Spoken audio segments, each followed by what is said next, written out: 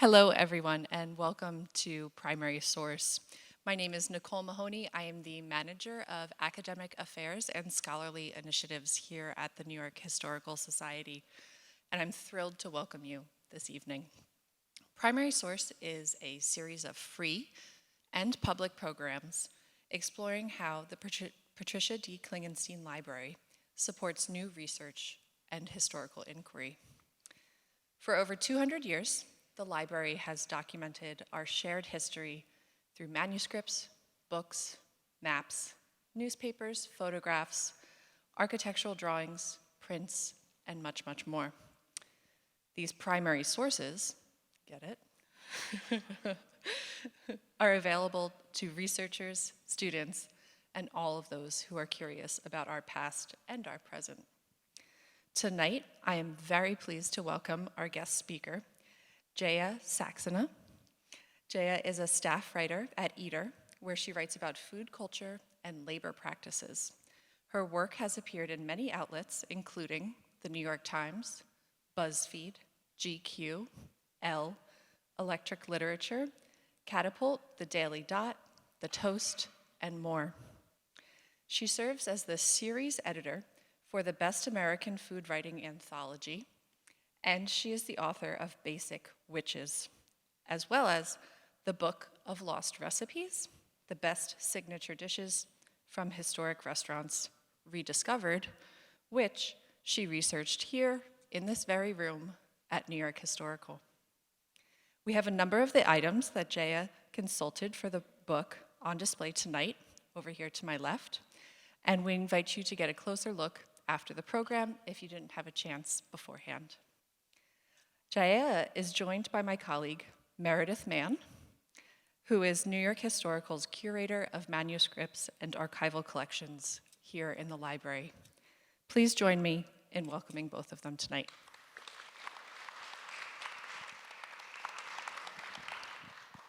All right. Hi. Hi. So thank you for being here to talk about your amazing book. Yeah, thank you for having me. This is great. So I think that the study of food and food culture is always such a compelling and popular topic. And, I think that part of it is when we see what people ate, they feel more human to us. And it's also, we have just the connection of food and memory feels so strong. I was wondering, maybe we could kick things off and you could tell us what drew you to this book project, the Book of Lost Recipes. Yeah, totally. So I actually started working on it while I was working at the New York Historical Society. I used to work in the communications department here, copy editing, press releases, and things like that. And I was working on a project for New York Historical's internal blog, where I would come down to the library and sort of look through the archives and shine a light on something that I could say, hey, if you didn't know, this cool thing is here, and you should come to the library and check it out. And aside from working in the communications department, I was a freelance writer the whole time, and food was always a subject that I was really interested in. I think for the reasons that you mentioned, it was always something that felt very tangible. It felt like a subject that you can talk about a lot of other subjects through the lens of food. You can talk about history, you can talk about labor and immigration and tradition and religion and sort of all these things when you're talking about food. So anyway, through all that, I started finding, sort of records of historic old restaurants in New York and in other places, and some of those came with recipes. And I thought it would be really fun to, try my hand at cooking some of these recipes and thinking, all right, what were people eating 100 years ago? We were talking before, there's a recipe over there for something called Bloody Mary soup. And I definitely remember seeing that and thinking, what on earth is Bloody Mary soup and why would anybody make this? And, writing it down and going home and trying to make it myself. And So that just became a really fun project, and it was something that I would put on the internal blog here. And then I started writing these recipes for a website called First We Feast, which now is best known as the home of the Hot Ones video series, if anybody has seen that. And then that led to a publisher reaching out and being interested in sort of a bigger project about this. And it really seemed great because I feel like I could spend my whole life just digging through boxes and looking. My partner always makes fun of me that I love puttering. I'll go back to my parents' house and I'm just like looking at photos and not talking to anybody, looking through things like that. So it just really seemed like a great project to take on.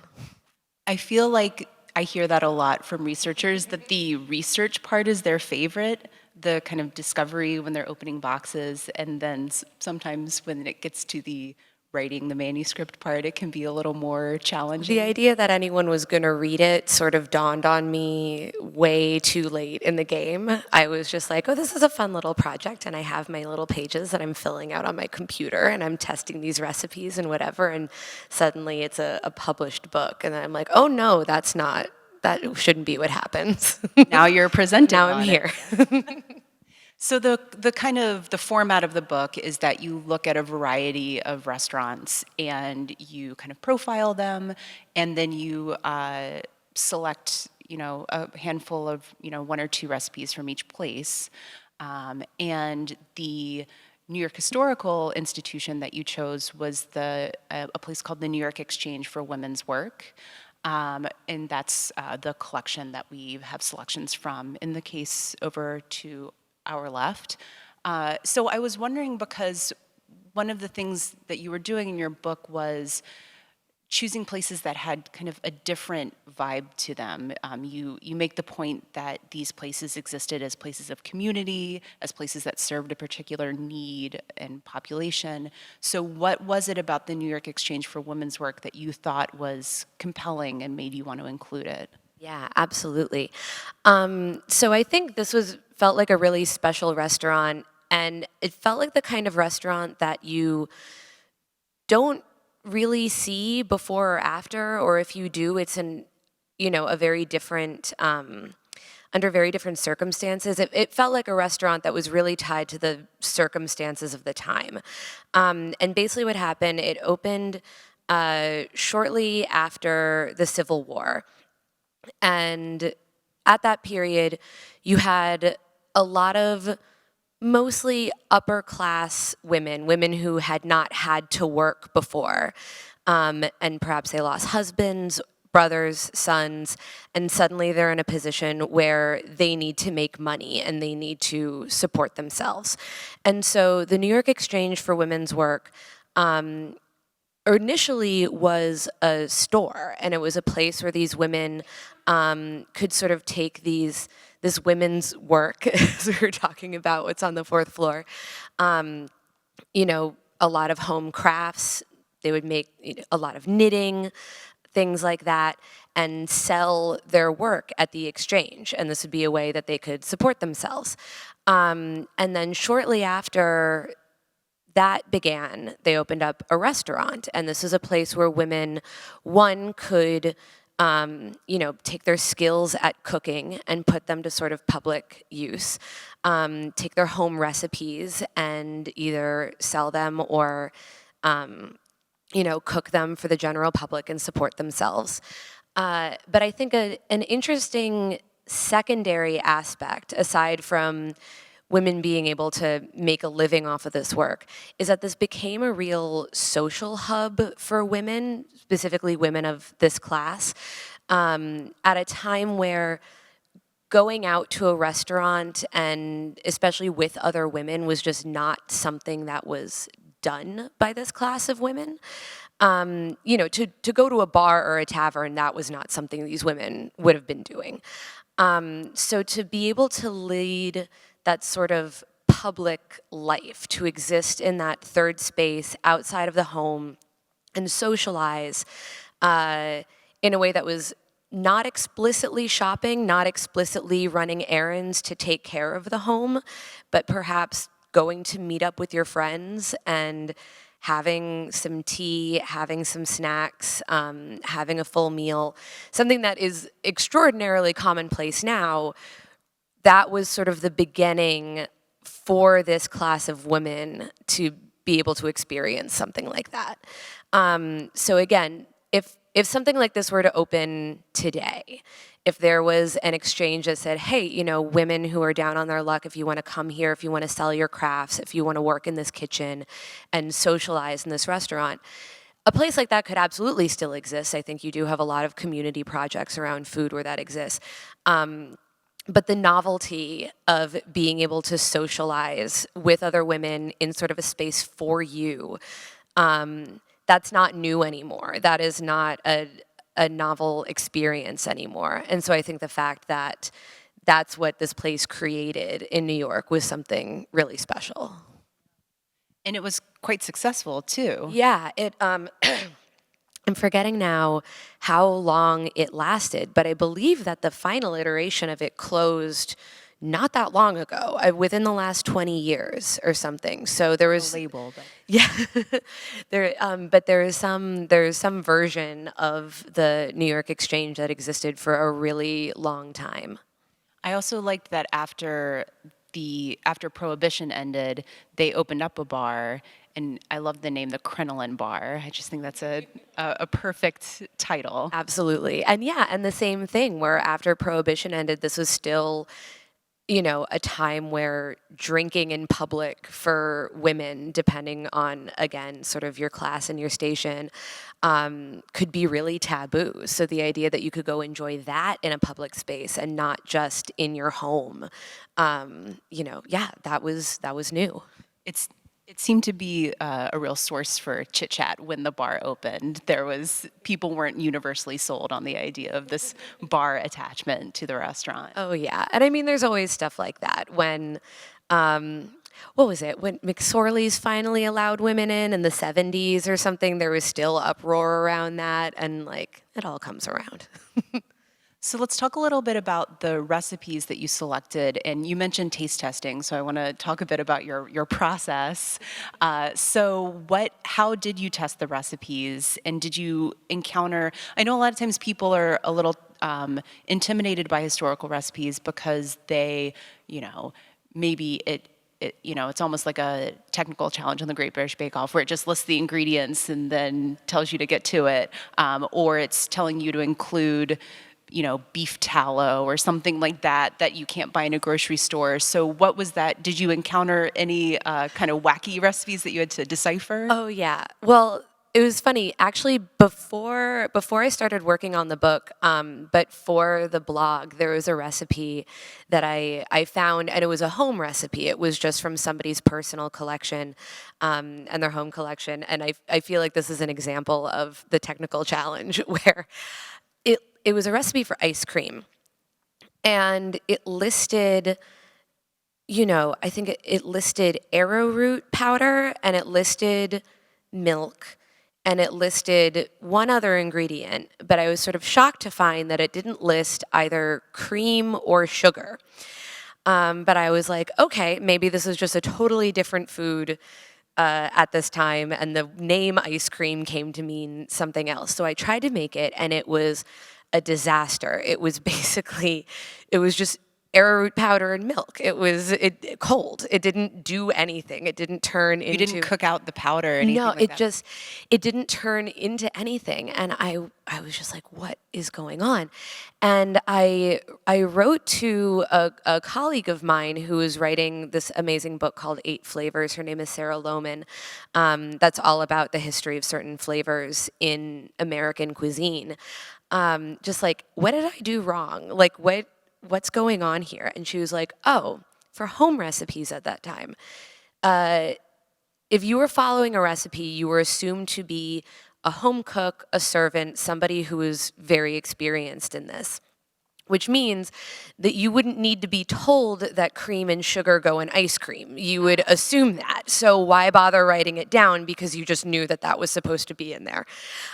Whereas now, obviously, the way most of us, I think, encounter recipes in cookbooks or online or something, is writing out every single step and ingredient as if you had never cooked anything before and you need the entire process explained to you. Yeah, it's real assume nothing. Exactly. And that is not how recipes used to be written. So that was a hard lesson to learn. It also doesn't seem like it's that hard to just add cream and sugar to that list. It's Like you're not saving a lot of time. No, it's not. And I also, as soon as she said that, I was like, well, I feel so dumb. I should have known that. But you were trying, I think that is, you raised an interesting thought though, which is that a lot of the palates and sensibilities and tastes have changed. And I think that, a lot of things, especially desserts, we like things kind of sweeter now than in, years gone by. And so it's a very reasonable reaction to think that, oh, maybe it's just kind of a different thing. Right. Maybe you didn't have access to sugar. I mean, like crystallized white sugar was something that is, was a very rare commodity until we figured out how to mass produce that. But yeah, other than something like that, one of the challenges was, given that these were restaurant recipes, when I got in touch with either the descendants of owners, some of the recipes I found sort of in other cookbooks and other compendiums over the years that had been filed down into like this serves 6 to 8 people, sort of a normal group. If I found the recipes directly from the restaurant, these were recipes for 30 to 50 servings, which is not what most people are going to make in their own home. And so I had the task of trying to divide this up into something that's you could make in your home kitchen. And that is not direct math. If a recipe for 50 people calls for 5 pounds of something, and I'm trying to make it so you use half a pound of something, the cooking times are not going to be the same. Any of the seasonings that go along with that are not just going to be 1/10 of what, you're given in the big recipe. It's really weird to learn that spices just don't work that way. Or if the recipe for 50 people called for half a teaspoon of something, you can't, putting that little less of a pinch amount in there isn't going to do anything. There were also a couple, I think, I remember specifically for this place called the Sandar Smorgasbord, back when the idea of a smorgasbord was a very exotic idea in food. A lot of the measurements were from the man who gave me the recipe, his mother's own measurement sets. They weren't standard cups or anything. It would be like 4 cans, but like her specific can that she used as a cup of this thing. So there was a lot of trial and error trying to figure out what is this meant to look like and taste like. And a lot of acceptance of being like, I am not going to create the exact thing that was maybe served in one of these restaurants. Sometimes I am, sometimes it's going to be different, but I think that is, in a way, part of the same project of realizing that, and then even ingredients-wise, like a chicken that you bought 150 years ago is not the same as a chicken that you get in the grocery store today. So I feel like once you sort of accept that there is always going to be some sort of difference and some sort of barrier between what you're eating now and what somebody would have eaten 100 years ago, even if you're following the same recipe, it sort of freed me up to figure out how to make this my own way. Well, and there are even things that you're making where no one would know because maybe there's no one still alive who enjoyed that food when it was being originally prepared, which, I mean, that's an exciting thought that you're bringing this cuisine back from the dead almost by remaking it and reserving it to people. Yeah, absolutely. And I think that was something that was so fun about writing this and researching it. Of like looking at these recipe cards and just going, when was the last time somebody cooked from this? and trying to put myself in that headspace. What were they doing? Uh, what did they want out of this recipe? Was this something that they were making for their friends that was very commonplace? Was this something that was really special that they were trying to impress somebody with? There's sort of all of those different things that go through your head when you're cooking any recipe. So it was really fun to try to get in touch with what might be happening when somebody wrote that down. Because your book it's part recipes, but it's also very much an exploration of these restaurants as they existed and trying to get at what the atmosphere was like, what the owners or the founders were like, the clientele. Which kind of part was easier for you to research, or were they roughly equivalent? It sort of depends, though I think that, if I'm doing research on these restaurants, that generally meant a lot to their communities. So my first step would always be to sort of look in a certain area, go through newspaper archives, go through things, and find what restaurants people were mentioning. See if there was a story about a beloved restaurant closing. And because usually if the story, if it warrants a story that it's closing, that means that people really cared that that's happening. And so when there was written material, there tended to be more material about the restaurant itself and what it meant to the community rather than printed recipes.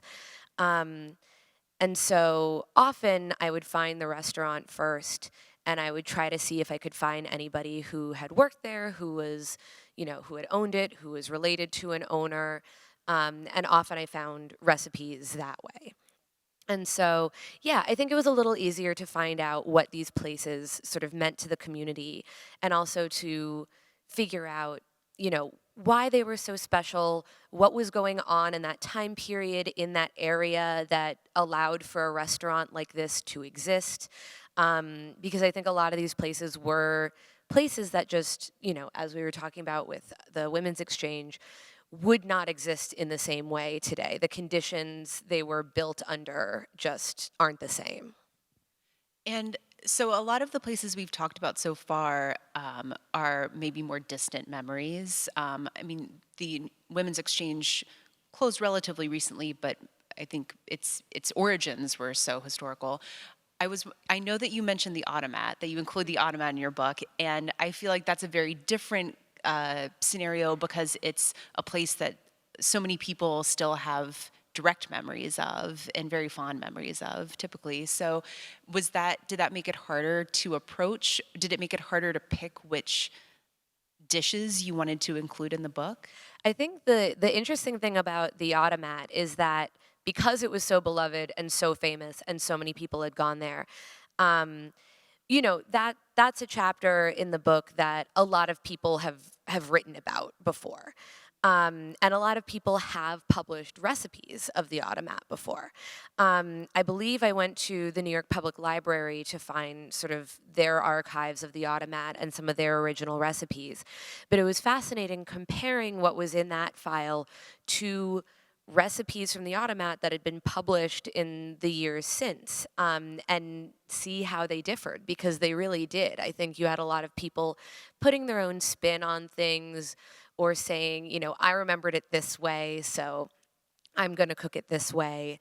And so, yeah, I think that there's a lot of opinions, there's a lot of strong feelings about the Automat.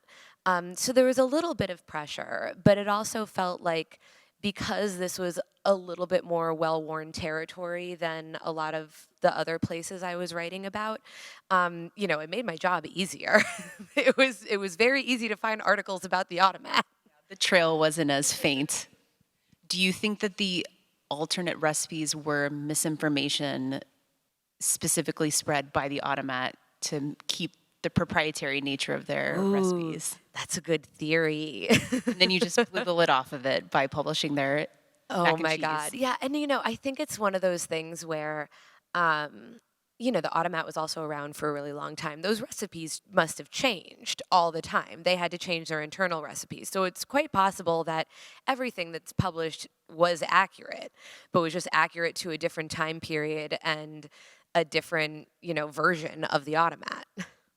You were talking about the smorgasbord. I'm having a hard time not saying smorgasburg because yeah. it's, and this idea that it's this hot new idea. So did you? I'm curious about trends maybe that you saw, because when I was looking at the women's exchange, they had curry soups, and it was surprising to me that it seemed like the dishes were more adventurous than maybe I was expecting for the time period. And so I'm wondering if you were surprised by any trends that you saw when you were doing your research. Yeah, totally. It's interesting. Yeah, the curry soup, the idea of curry as curry powder as a general flavoring in something. I remember also encountering that in a different collection here, again in a private, someone's home collection, a recipe from the 1700s that involved curry, and it was making a curry sauce and then sort of using whatever you had on hand, whether it was potatoes or they suggested apples. Um, but then I remembered, right, a wealthy family in the 1700s, colonialism. Of course, you're going to have curry powder. That is, that is why the white people did all the horrors to these areas, is to get all the flavors.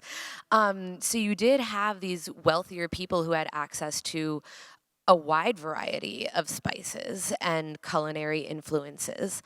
But I do think that overall with trends, you always do see a draw toward what feels, quote unquote, exotic, or what feels new to that person.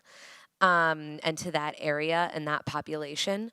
So the idea of a smorgasbord, this sort of Nordic feast, that felt very new to a certain area, or that would be something that an immigrant population brought to that area, and then everybody else who was living there thought, "Wow, this is something I haven't seen before." But yeah, I do think on the whole, Americans are more adventurous with food than people sort of give us credit for. I think, again, I brought up my colleague's book, Eight Flavors, because I think that was a book that really opened my mind to this idea of how early, even something like black pepper, this is something that actually does have quite a strong flavor, and how obsessive people were about it when it was first introduced. And then something like chili powder, this has a long, long history of being used in the United States, especially with chili sort of from Mexico and Texas spreading around the country. People can't get enough of this spicy food. So I think you do have all these instances where people really do want to be adventurous and try new things, whether because they genuinely enjoy it, whether because they think it's going to make them appear more cosmopolitan to their peers, whether because they're just bored with what they're already eating. So yeah, you do see these jumps forward every time with people, I don't know, just wanting to make stuff that is not, what they've been cooking all the time. Well, and I think that's a great point too, that it really does just take one person or one family moving to a place to introduce a very different type of cuisine to a community. But I want to go, so you're talking about appearances, and so I want to talk a little bit about you. You make a point that food culture and dining culture are different things, and that there's this public aspect to eating in a restaurant that makes it different than eating, it's different to go out to a restaurant than to cook food in your own home. And some of the writing that you do for Eater that I really enjoy, this is my my very obvious attempt to talk about your Margaritaville Times Square review, but also your profiles of places like Bad Roman. You're talking about this kind of social media mindset to dining, and it's kind of kids these days type of thing. But restaurants are literally conspicuous consumption, and so is that idea of appearances and that idea of saying you're projecting something about yourself by eating in these places, was that something that you picked up on as you were working? Yeah, absolutely. There are quite a few restaurants in there that sort of became celebrity hubs. I'm thinking there's one place, Chassen's in Hollywood, that was famous for their chili, but sort of celebrities just went there all the time. One of my favorite ones, the detail of sort of the rise and fall of the Pump Room in Chicago, and it became a big celebrity hub and place to be seen because there was not yet a direct flight from New York to LA. So every person who was making that trip would stop in Chicago, and they would want one great night out in Chicago.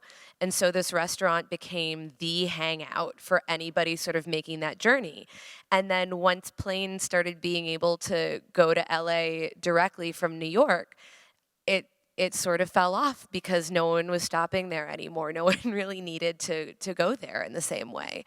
But yeah, I think that there is always that aspect of it. You think of before we had social media, we had paparazzi. You have all of these photos of people going in and out of Spago, people going in and out of Le Cirque. You have these status restaurants.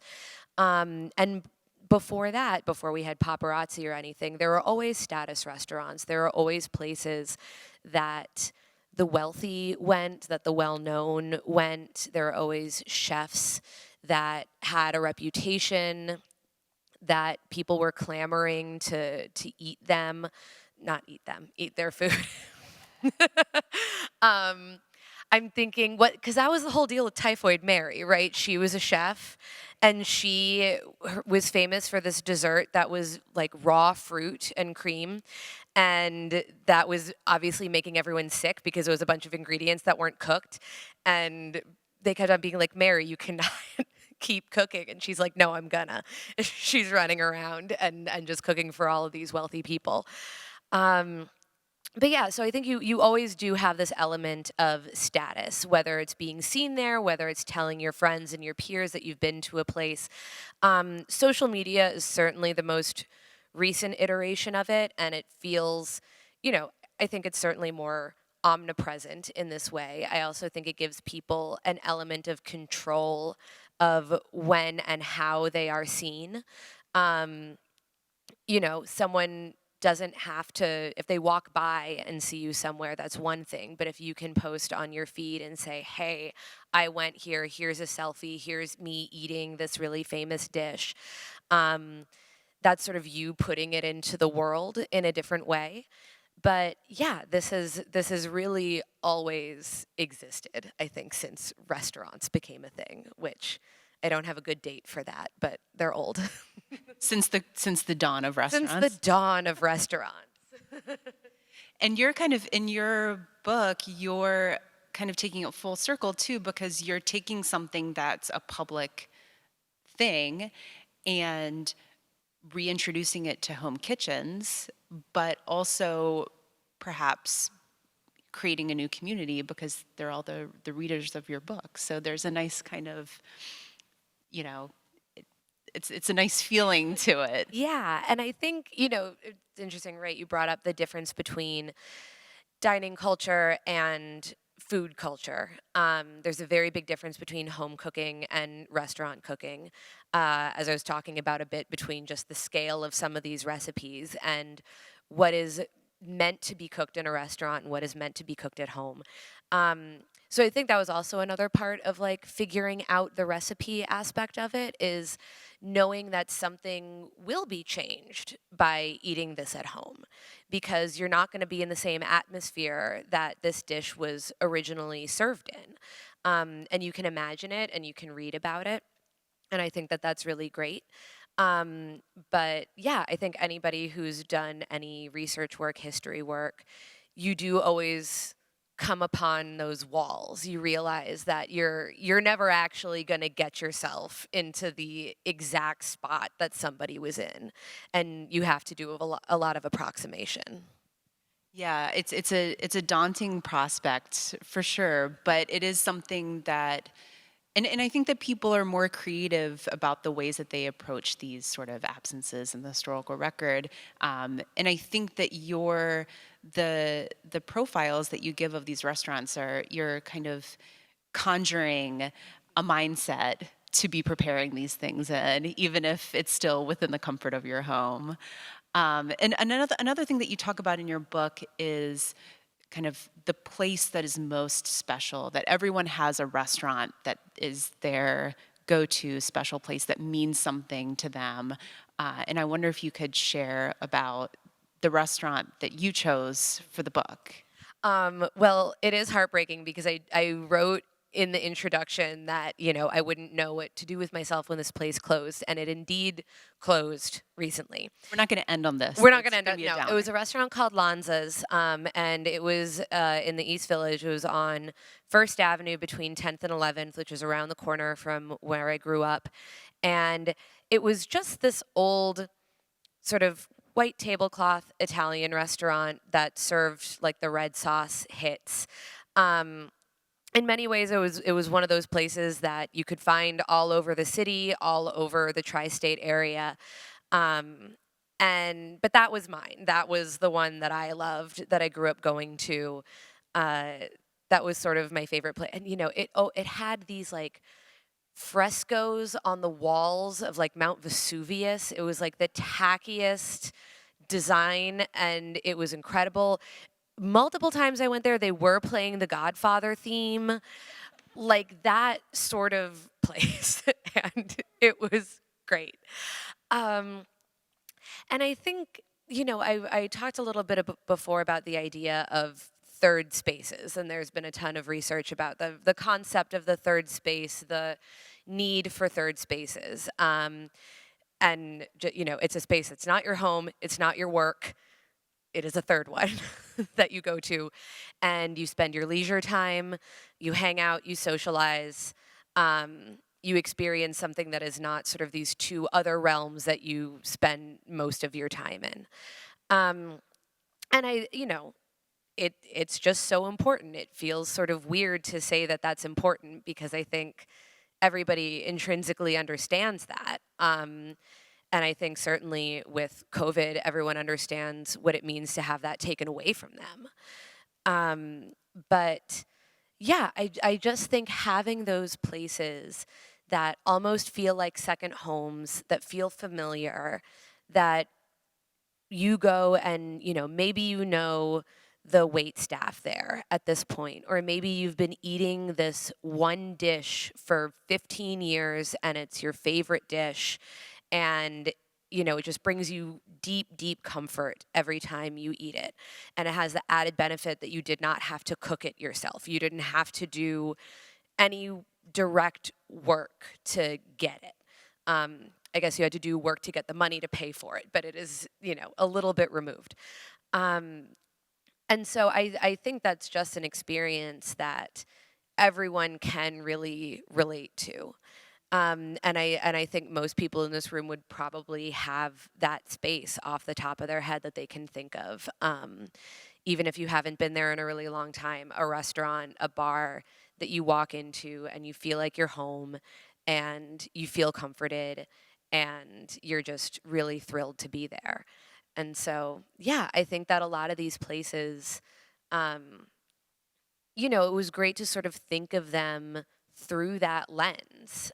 Not just that they were a celebrity hangout or a place that provided support and charity work or a place that was serving food that other places around it weren't serving at the time, but that these were places that people felt deeply connected to and that people went to over and over. I'm sure every single one of these restaurants had at least one regular. And yeah, I always sort of like thinking of that.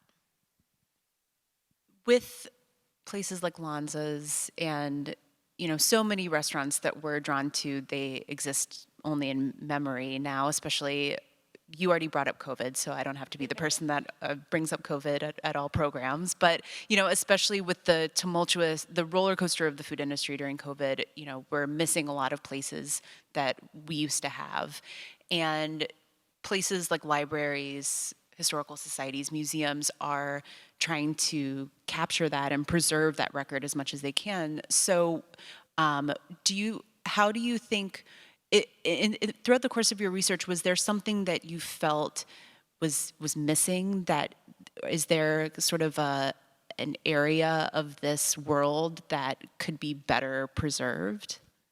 I mean, honestly, a lot of the recipes, a lot of people don't necessarily think to find the recipes. They'll save the menus, they'll save the photographs, they'll save the news clippings, but they won't necessarily ask, do you have a recipe to share? And understandably, there are a lot of chefs who would probably not want to give that up. Yeah.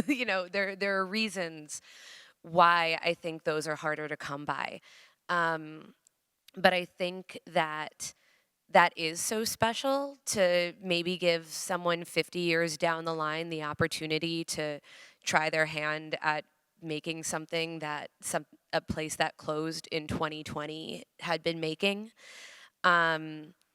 You know, because yeah, it is very present. There was a news story today that this fantastic restaurant in Red Hook called Fort Defiance that's been around for the last 15 years is closing. And This is terrible news. it's terrible news. It's awful. They put a biscuit on everything. I know. No, they're so good. But the owner was saying this is actually still a pandemic closure. We could not, even with some PPP loans, even with some other stuff, we just could not extend the runway any further. And I really do think this year and probably next year, you're still going to see a lot of restaurants closing that they ran out of maybe what they were, the little extra leeway that they were given with some pandemic loans. And then, with people maybe going out less, with inflation, with all these things, could not scrape their way back up to what they were doing in 2019. But yeah, I think it is, it is a real shame. But then I also always think of, right, 50, 100 years down the line, like, what is the story that we're going to be telling about restaurants sort of in this time period? And somebody looking through these archives, hopefully still in this room, it's like, what are they going to be finding, and what are they going to be thinking? And what conclusions will they draw? And are those going to be the same conclusions that I have right now? And, you never know. You can't guarantee that. So I think that's a great segue. At first, I thought we were going to end on the restaurants all closing and COVID conversation, and I didn't want to end there. But you gave a really great forward-looking pitch to your work and the work that we do here. So I think it's a great time to transition to audience questions. So if any members of our audience would like to ask Jaya a question, my colleague is coming around with a mic, and we'd love to hear from you. Where was the crinoline? Oh gosh, I forget the address now. Generally speaking, It was, I believe, in It was Midtown. right next to the restaurant, I think, on Madison Avenue. I believe it was in Midtown Manhattan. Yeah, I think it was was like Madison in the 50s. Something like that. Yeah. Thank you. Which again, I think there was a lot of stuff too around this being a big shopping district. So it was something where women who are out perhaps doing that work could stop in and socialize and not. And in what decade was its heyday? The 30s? I mean, it opened, I want to say, in the 1870s, 1880s. And yeah, I really do think in the 1920s and 30s, the restaurant was really booming. But it went in waves. It really had that. and it's a hard collection to date because they have a lot of recipes. They're really, it's very, they're all on the little cards, or a lot of them are on the little cards that are very evocative to me, kind of from the kitchen of, and so it really does feel like, something that we encounter a lot is that people aren't thinking of how things will be historically remembered. They're running their kitchen, they're, running their business. So they're not dating their recipe cards. And so it's interesting to try and, it must have been a challenge too, to try and gauge the ebbs and flows of such a long-running restaurant when you have so many undated objects. Yeah, and I think part of that was interesting too, because I really did try in the book to get a real range of geography, of sort of cuisines, and also of time periods. So there are recipes that span 250 years, something like that in there. And so really having examples of right what ingredients were available, what sort of things were people making, what sort of flavors people were drawn to. But yeah, trying to figure that out because right, if you're just writing a recipe on an index card for you to be able to make or you to share with a friend, you don't think that's going to end up in a museum, in a So library maybe we should. collection. You're like, no one thinks that. So just go home and date your recipes for when they become part of the New York Historical Society. Hi, thank you very much for this talk. And my question is, looking at the whole range of over the years of recipes, what do you see in American cooking has remained the same or consistent, and what do you see currently as very different? Ooh, that's interesting. Um, hmm. I mean, you get a lot of meat dishes, sort of no matter what. I think that is always one fascinating thing to me is when I found menus for places like Chinese restaurants, early Indian restaurants in the United States, sort of Asian cuisines or cuisines that are, not around here. Often they will have a menu that was also steaks and chops. That was sort of just like, don't worry, you can just get a steak here if you don't want to be if you don't want to try all this other stuff. Even early Italian restaurants. I mean, they eat steak in Italy too, but if the rest of the menu is stuffed pastas, if it's salads and vegetable preparations that people in the US weren't used to at the time, there would still be a steak on there. And I think that it was sort of funny seeing every restaurant having that as sort of a failsafe for the inevitable person who was going to complain that they couldn't get a steak. But, I think I really was impressed by the variety. Um, you were talking before about possibly ordering different ingredients that uh, you wouldn't normally find in a grocery store. And yeah, like I had to go online and order beef tallow. I went online and ordered frog's legs. I ordered turtle meat. I ordered I ordered beef liver for some, all of these things that are not generally part of my diet. Um, but yeah, there really is such a range. I feel like turtle meat and pigeon are two things that you see on a lot of historical menus that have really fallen out of the common parlance today. Yeah, no, absolutely. And I mean, I do that. There are places that still do like mock turtle in things. But yeah, it is, no, getting the frog's legs package to my apartment was a very special day. Did you have to cook them right away? Were they? They were frozen, and so I could cook them that way. But that was one that I remember my cat was really interested in. Sure. Sort of, there are a lot of recipes that there'd be smells that she was like, "What is happening? This is not how the kitchen normally smells." But the frog legs, I think, was something that she was particularly interested in.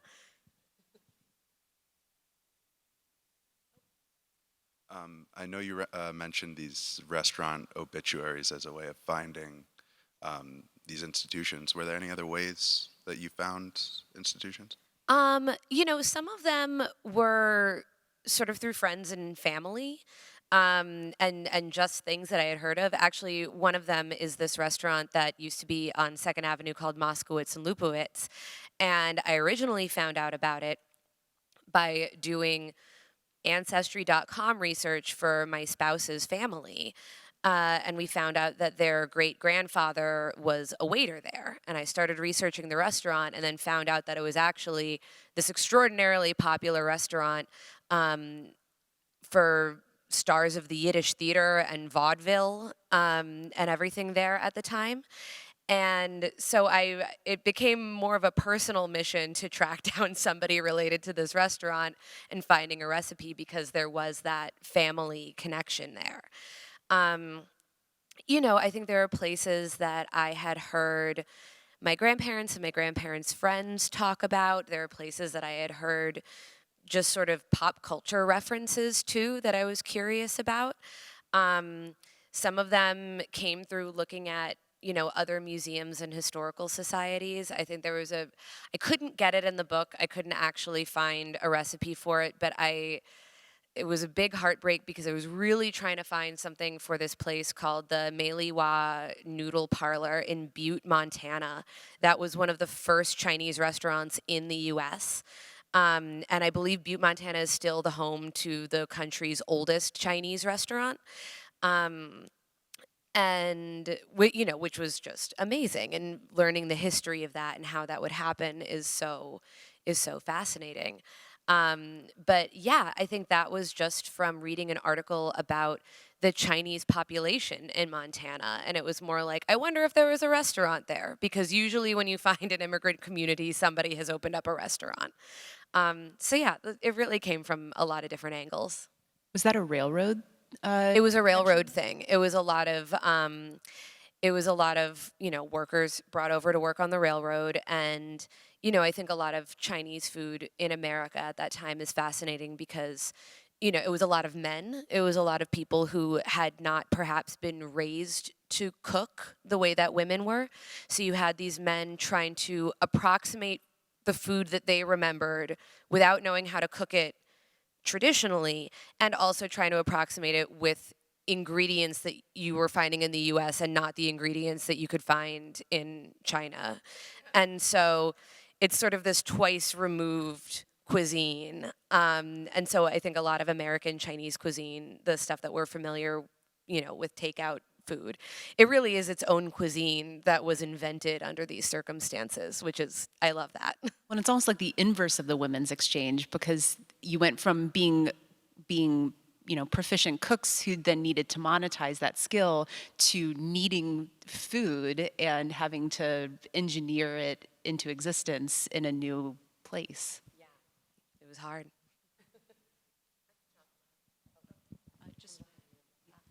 Was there anything that you discovered that was a revelation to you, like mutton, bring back something really old-timey that has disappeared? Actually, it's funny. The Moskowitz and Lupowitz recipe, I have the recipe for chopped liver in there. And, I feel like the chopped liver that I was familiar with growing up was made with chicken livers, and this was made with beef liver, which makes sense because it was sort of this fancier restaurant. It was very decadent. This is not the stuff that you'd be getting at home or at the deli. This is something that is worthy of a night out. And making that, again, something that made the kitchen smell insane. Our apartment smelled like iron for like a week. But I was like, oh, yeah, it turns out this tastes really good. There's a reason why you would use beef liver instead of chicken liver. It's so rich. It's so decadent. This is great. And so, yeah, that was something where I'm like, wait a second, why aren't more restaurants doing this? You should be doing that. Do you have that recipe in the book, and do you have the caveat about what your kitchen will smell like if you prepare I it? think I actually do mention that. That recipe is in the book. And yeah, I tried to do it so that it would make a manageable amount, but unfortunately one beef liver is still quite large. So it will make a lot. So if you do wind up getting it and making it, make it for a party and make it to send home with friends.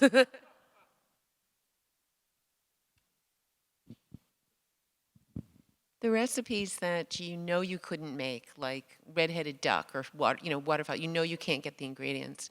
Did you just purge them out, or did they serve a purpose? How did you use the recipes that you absolutely know are lost? Yeah, there were some that I purged that were sort of, there is no way for a home cook to reasonably make this, or if they did, it wouldn't even be an approximation of sort of what was served in the restaurant. It would just be an entirely different thing.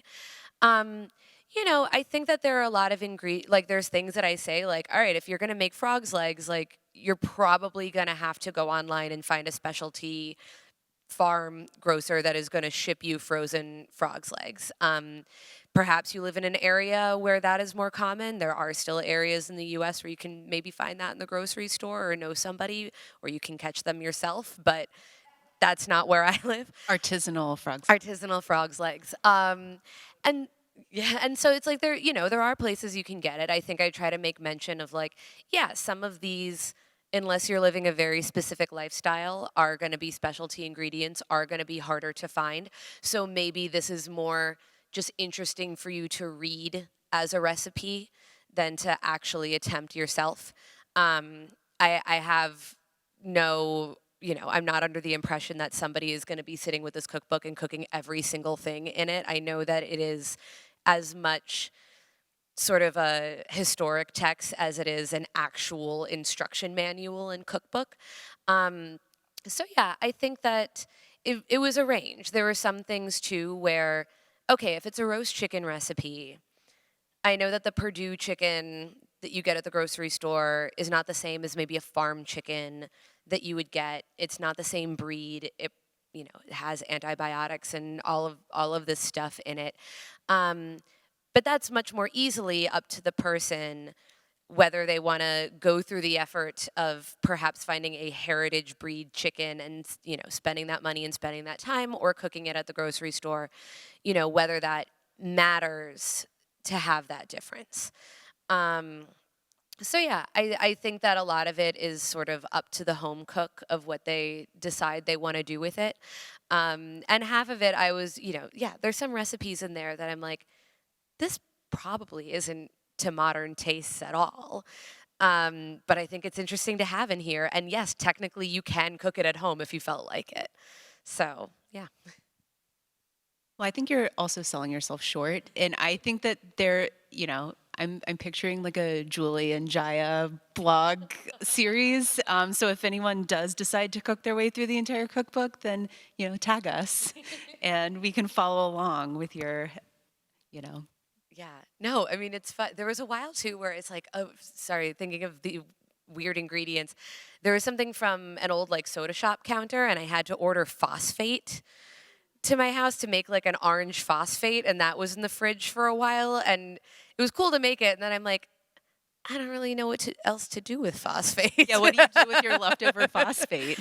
And and again, it's not like my kitchen. It's not like I have I have a soda maker where you twist in the bottle and can make seltzer that way. I don't have a tap, in my kitchen counter that I can sort of make a soda that way. So it's obviously going to be very different. But yeah, if you can get your hands on phosphate, you technically can make a lemon phosphate or an orange phosphate at home. Well, you're really putting our Thanksgiving leftover struggles into perspective. It's much easier to think of ways to recycle our cranberry sauce that we didn't eat. I think that we are out of time for questions. It is exactly 7:30 on the dot. We did it. And we want to respect all of your time, so thank you. Thank you so much for having me and for coming. So before we all stand up to leave, I just want to thank all of you for coming to tonight's program. And as I mentioned earlier, this is part of a series. So please check back on New York Historical's website. We have a full lineup of programs starting in January. I will not be here in January, but we hope that you will come back in January to join us. And I would be amiss if we didn't thank all of the fabulous funders at New York Historical who make programs like this free and possible for us. So I'd like to thank our Board of Trustees members, the Chairman's Council members, and the Leon Levy Foundation for their generous and ongoing support. Thank you all. Stay warm and have a great night. Thank you, Jaya. Thank you so much.